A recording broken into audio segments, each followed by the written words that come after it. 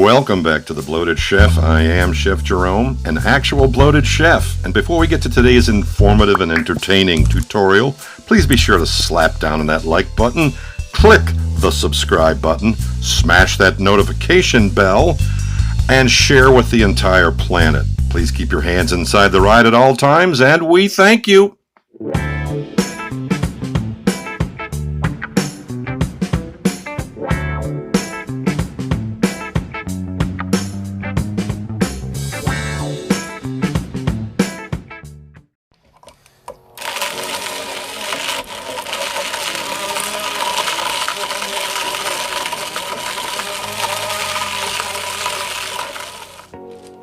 Welcome back to The Bloated Chef. We are marinating chicken.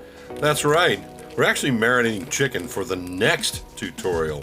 But since I have some of this wonderful Chino style marinade left over, we are going to marinate some more chicken for this tutorial. Yes! Alright, you know how this whole deal starts. Hot pan, or at least warm pan. Add your oil, add your butter. In this case, avocado oil. Happen to get a case of it from my dear friend, Mr. Gregory Charles Gore. We are going to pan-sear a couple of thighs. 2, which is what a couple usually means, at least these days, or at least back in the day. Anyways, we're going to sear that skin. We're going to impart that fat and that flavor from the marinade. We're also going to use the skin from the other 3 chicken thighs that I have, that I deboned and chopped up into chunks. These will then, of course, be sauteed as we put together a one-pot chicken and rice, aka Arroz con Pollo risotto. That's right. All of the classic techniques of making a risotto with some good old down-home country cooking.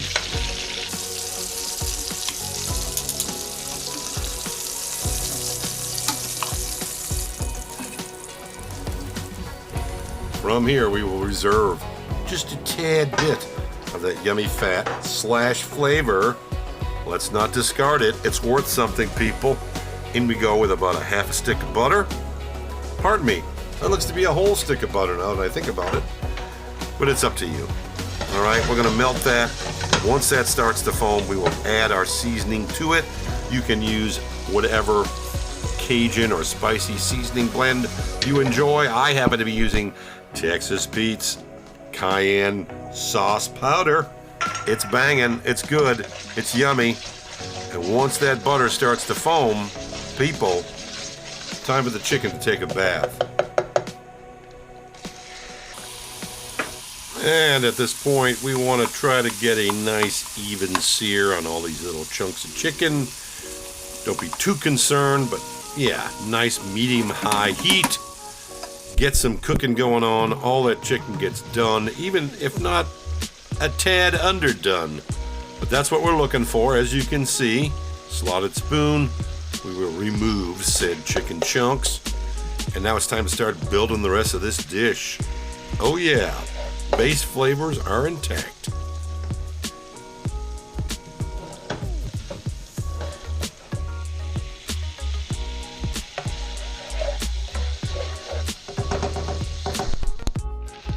And finally, we arrive at our Arborio Rice, chock full of beautiful starch. What we shall do here is absorb all that flavor, let that rice start to heat up. They're big, they're fat, they're puffy. At some point, they crack open and or pop, and they start releasing all that wonderful starch. Yes, in goes our veggies, our mirepoix. Now, we start building another level of flavor.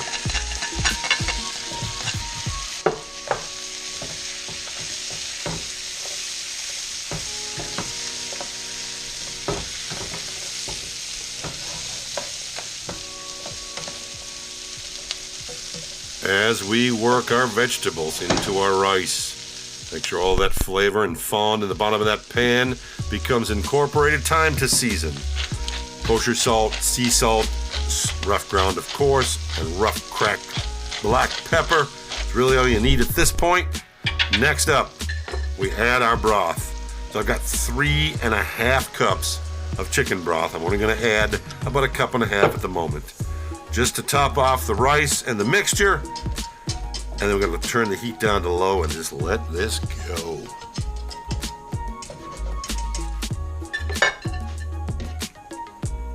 Time to simmer.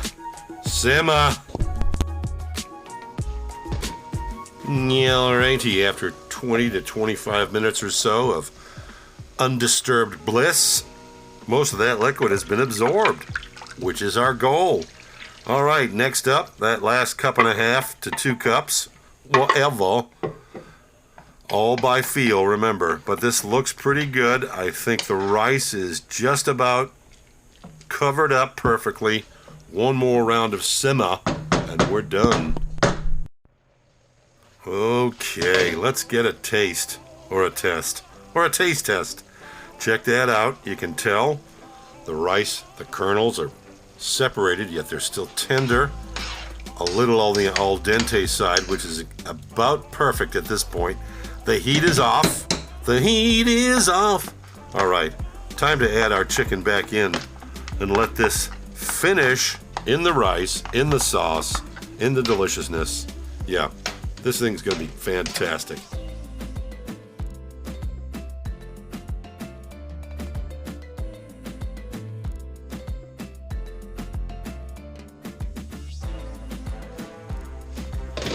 So now at this point, the liquid has been heretofore fully evaporated, cooked into that rice.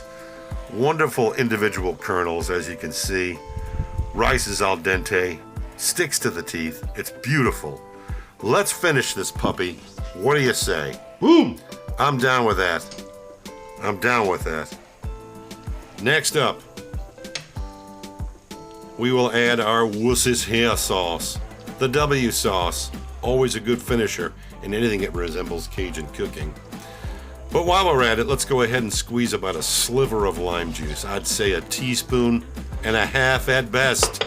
We want to brighten up all that richness, because guess what's coming next? Typical risotto. This is how you finish. And now the big finish, but first, let's take some of that resting chicken juice and about 1 tablespoon of that fat that we held on to. Yes! Now we finish the risotto. Butter, Irish Kerrygold indeed, and about 1/2 cup of pecorino romano. You can use whatever you want. I just prefer the smokiness and the saltiness of the pecorino. That's right. One last time with the lid. We let it sit, and now we're ready to dine.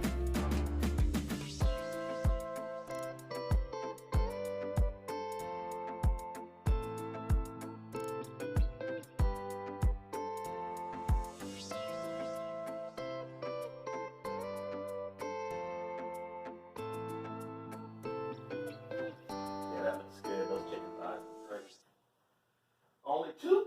Oh! I know that's good. It's like risotto, isn't it? Mmm. The warmth takes over right away. Spicy chicken, but then that nice broth. That nice smooth broth kind of balances it out, goes to the back of the palate. You get a little bit of lime juice, and just so creamy and rich. Typical risotto. Hope you like this one. Look for the next one.